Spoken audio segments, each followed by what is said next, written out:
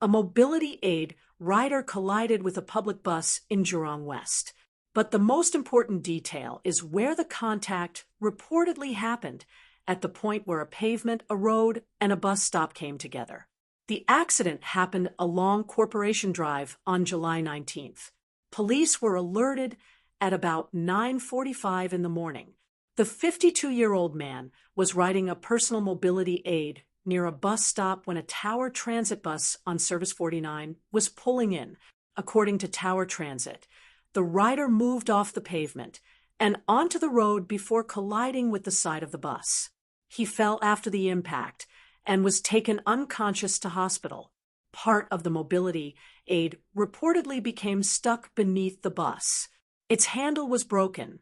The bus appeared to have only scratches near its rear door. A witness said the rider was on the ground with a head injury and was not making any sounds of distress. An employee from a nearby shop reportedly saw that the man was still conscious when he first reached the scene. The employee wanted to give him water. However, the bus driver advised him not to do so and said they should wait for the paramedics. That response matters because accident injuries are not always visible. Moving someone or giving them food or water before medical workers arrive could complicate treatment. The bus captain and the passengers were not hurt. Police remained at the location for around 3 hours. Tower Transit employees also arrived to assist, and the bus was towed away at about 1:15 in the afternoon.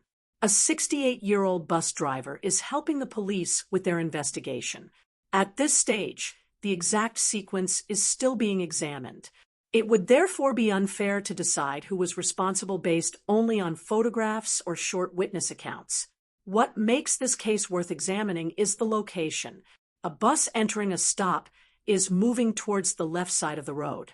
At the same time, pedestrians and mobility aid users may be traveling close to the pavement edge.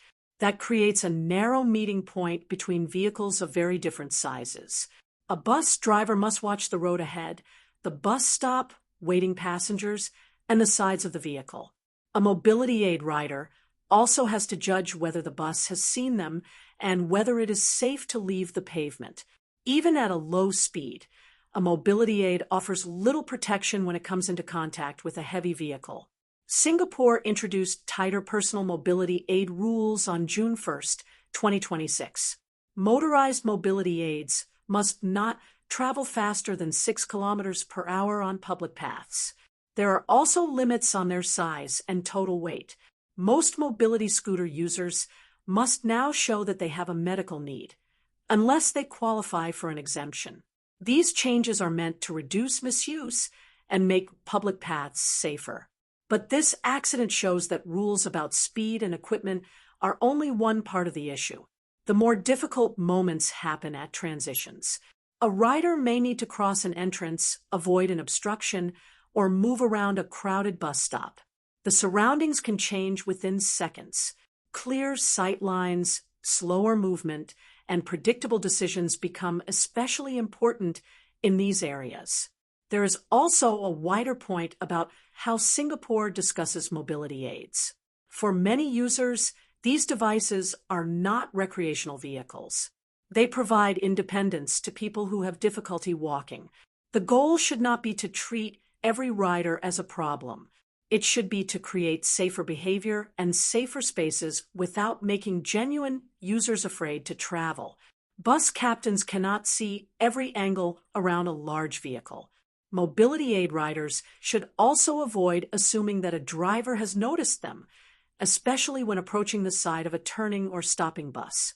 Other road and path users can help by giving both parties space instead of crowding entrances and bus stops.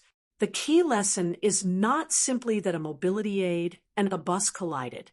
It is that the boundary between pavements and roads can become dangerous when several movements happen at once. Better rules can control device speed and size. They cannot replace attention, visibility, and careful judgment at the exact moment two paths cross. Do you think bus stops and other pavement-to-road transition points need clearer safety markings for mobility aid users?